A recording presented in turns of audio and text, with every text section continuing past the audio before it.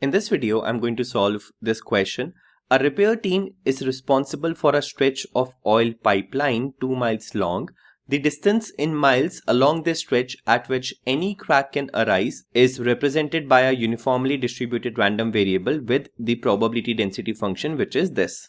So the distance in miles along this stretch at which any crack can arise, you can think of this as random variable x. And this random variable x is a uniformly distributed random variable, and this is the probability density function that we have. They are asking us to find the cumulative distribution function. So that's the first thing that we have to find. And after that, we have to find the probability that any given crack occurs between 0.5 miles and 1.5 miles along this stretch of pipeline. Okay, so these are the two things that we have to find.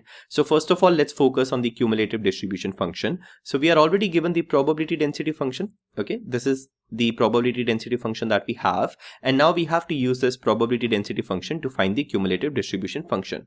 So the definition that we have for the cumulative distribution function is this. Okay, the notation that we have for the probability density function is this, where we use small f. When we talk about the cumulative distribution function, the notation is capital F. Okay, so this is the definition and this is how we write it. Okay, so this over here represents the lowest possible value of x. So the lowest possible value of your random variable x, and this is some value of x. Okay, we don't know what this value is because this is a general function, so some value. Because we are trying to find a function, so it has to be a function of x. So this small x that you see, this is just some value of the random variable x. Okay, now let's use this definition to figure out the cumulative distribution function. So the cumulative distribution function is going to be the integration of 0.5, okay, because that's what we have over here, dy. And then the lowest possible value that x can take is 0. So we have 0 over here, and it is going from 0 to this x, which is some particular value of your random variable x. Okay, if you do this integration, then 0.5 is just a constant, right? So it will become 0.5y, and the values that we have to substitute are 0 and x. So first we are going to substitute x over here, so it will become 0.5x minus, then we are going to substitute 0 over here in the place of y. It will become 0.5 multiplied by 0. So the cumulative distribution function comes out to be 0.5x. Okay, now this is the way of writing the cumulative distribution function in a formal manner. Okay, now one of the mistakes that I have seen many students making is that they write that f of x is equal to 0.5x for 0 less than x is less than 2, and they write 0 otherwise. Okay, so this is one of the mistakes that I have seen many students making. So basically they just write this in this manner. Okay, the only difference is that now because the value of capital F of x is 0.5x, so you write 0.5x, but otherwise students just try to copy this. Right, now this is not a right thing to do. I'll tell you why. Because when you're working with the cumulative distribution function, think of it in this manner. What's the probability that x is less than or equal to minus 1? Well, this probability is going to be 0 because x can only take values between 0 and 2. Okay, what's the probability that x is less than or equal to minus 2? Well, this is going to be 0. But what's the probability that x is going to be less than or equal to 3? Well, this is going to be 1. Right, because when I say less than or equal to 3, it has already covered all the possible values of x. Okay, so you cannot write 0 otherwise, because otherwise include all the values over here. So if I talk about what is the meaning of this otherwise, otherwise means you have 0 over here, you have 2 over here. So otherwise means this region and this region for the values of x. Now over here the cumulative distribution is going to take the value 0. Okay, but over here the cumulative distribution is not going to take the value 0, it is going to take the value 1.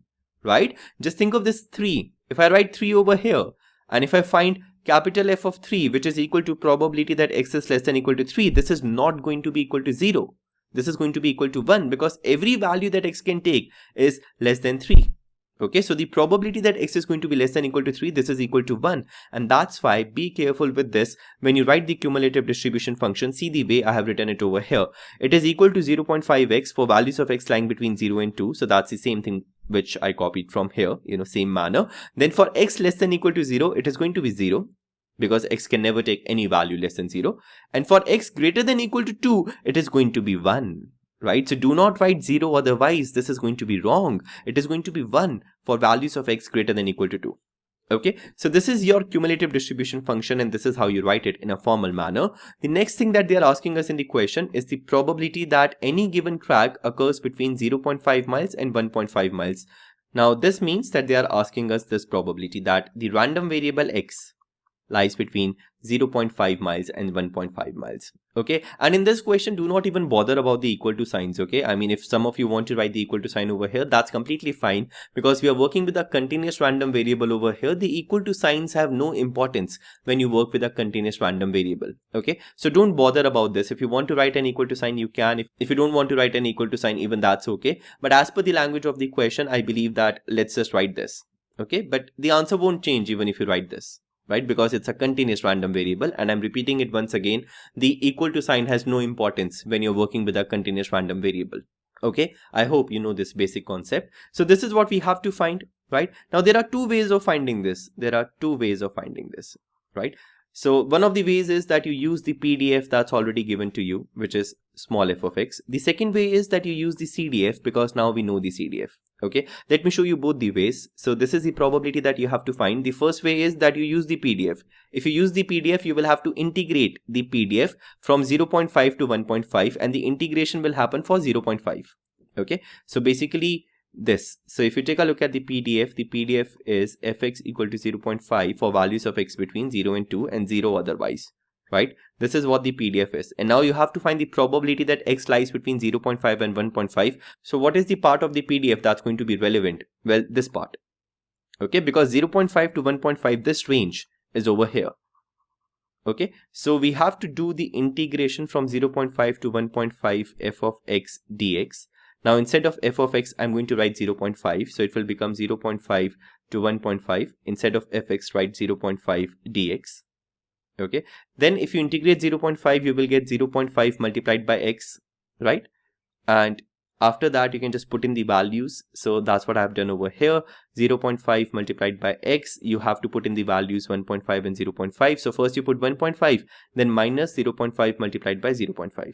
Okay, and once you solve this, you will get that this probability is equal to 0.5. So the final answer is 0.5, right? Now this was the way in which we used the PDF, in which we use the probability density function to find this probability. If you want, you can also use your CDF to find the same probability. Okay, how can we do that? Well, if you want to use CDF, then this probability can be written as f of 1.5 minus f of 0.5.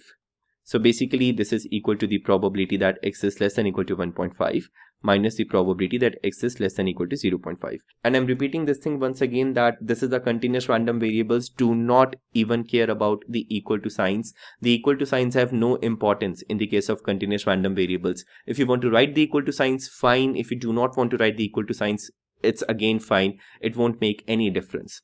Okay, so if you want to use the cumulative distribution function, then this is how you can write it. We already have the function, right?